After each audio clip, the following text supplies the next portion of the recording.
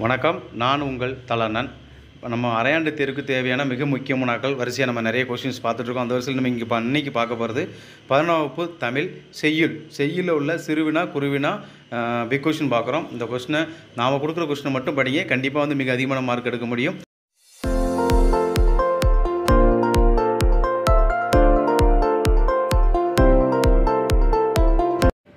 11ஆம் வகுப்பு +1 தமிழில் வந்து செய்யுள் உள்ள குருவினா சிறுவினா பிக் கொஸ்டின் இது மட்டும் நம்ம இந்த வீடியோவில் பார்க்குறோம்.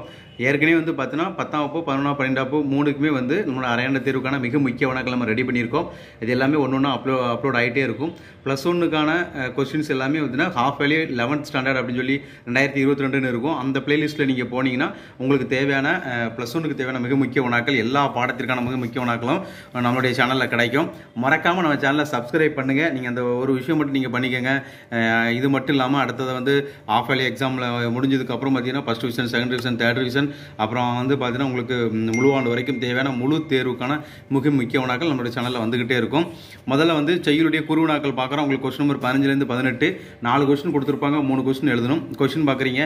பாயிரம் பற்றி நீவர் அறியும் கருத்து, சிங்கி பெற்ற பரிசு பொருட்கள் 4 குறிப்பிட்டு, மருந்தையாவது மருந்து மரமாக இருப்பவர் யார், ஏதிலிய குருவிகள் எங்கே போயின, தமிழர்கள் புகழ் பலியாகிட்டே கடந்த ஏற்றதாக புறநானூறு கூறுகிறது, சீர்தூக்கி ஆற வேண்டிய ஆற்றல்கள் யாவை, இன மொழி குறித்து ரசூல் கம்சுதேவ் பார்வை, காற்றின் தீராத பக்கங்களில் எது எதனை எழுதி செல்கிறது. சப்ஸ்கிரைப் பண்ணுங்க.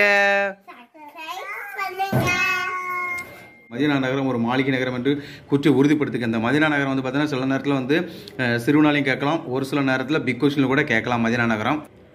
அலைகடல் புதுக்கியவர் இலக்கண குறிப்பு தருக, ஒழுக்கமும் பொறையும் உனை போல யார், இவ்வடி எதனை குறிப்பிடுகிறது, இந்திய கட்டடங்களின் வகைகள் யாவை, பாடான் திணை என்றால் என்ன, அயர்ந்து எழுந்த பகுதி உறுப்புகள் தருக, ஓமே உருவகம் ஏற்படுத்துக. மொத்தம் 15 கொஸ்டின் கொடுத்துருக்கோம். அவங்க கேட்கக்கூடிய கேள்வி வந்து பார்த்தீங்கன்னா 4 கேள்வி, அதில் 3 கேள்வி எழுதணும், 15 கொஸ்டின் கொடுத்துருக்கோம். இது அரையாண்டு தேர்வு ஹாஃப் ஆலி எக்ஸாம் அப்படிங்கிறதுனால உங்களுக்கு 15 கொஸ்டினாக இருக்குது.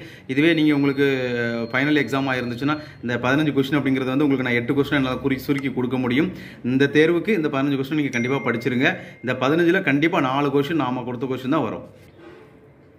செய்யுள்ள சிறுவினா பார்க்குறோம். கொஸ்டின் நம்பர் வந்து பார்த்தீங்கன்னா 31லேருந்து 34 வரைக்கும் இருக்கும். மொத்தம் 3 கொஸ்டின் கொடுத்துருப்பாங்க, 4 கொஸ்டின் கொடுத்துருப்பாங்க. இதில் நம்ம 3 எழுதணும்.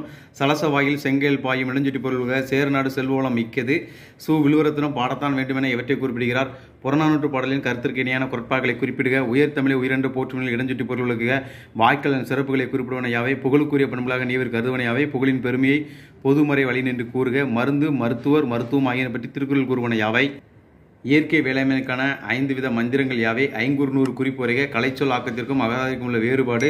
இந்த கேள்வி வந்து சிறுவனாலையும் கேட்கலாம் அல்லது குறுவனாலையும் கேட்கலாம். இந்த கேள்வி முல்லைத்தனத்துக்குரிய முதற் பொருள், கண்டிப்பாக முல்லைத்தனத்துக்கு முதற் பொருள் கருப்பொருள் கண்டிப்பாக படிச்சுக்கிடுங்க.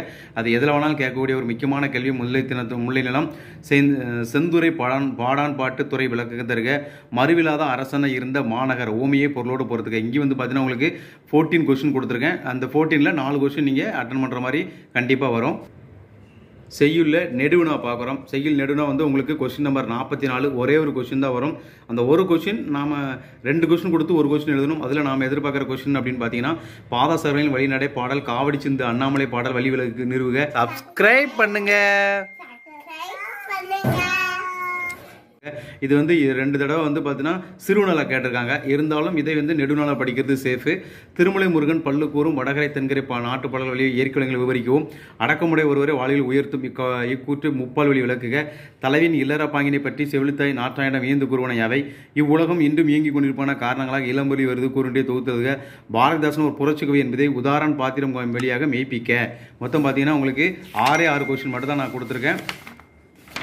இந்த 6 கொஸ்டின் மட்டும் பிக் கொஸ்டினில் 6 கொஸ்டின் மட்டும் தான் இருக்குது. செய்யுளை பொறுத்தளவில் இந்த 6 படிச்சிங்க அப்படின்னா இந்த 6ல் கண்டிப்பாக 2 வரும். அந்த 2ல் உங்களுக்கு எது ஒன்று நல்லா தெரியுதோ அதை நீங்கள் எழுதிக்கலாம். இதை மொத்தம் வந்து உங்களுக்கு 8 இயல் இருக்குது. அதில் எந்த இயலும் நீங்கள் படிக்க வேண்டாம். நம்ம கொடுத்த இந்த 6 கொஸ்டினை மட்டும் படிச்சுக்கோங்க. வேறு எந்த கொஸ்டினும் படிக்க வேண்டாம். மீண்டும் இது போன்ற ஒரு நல்ல வழியில் சந்திப்போம். வாழ்த்துக்கள். வாழ்க வளமுடன். என்றும் உங்கள் அன்பு தலனன்.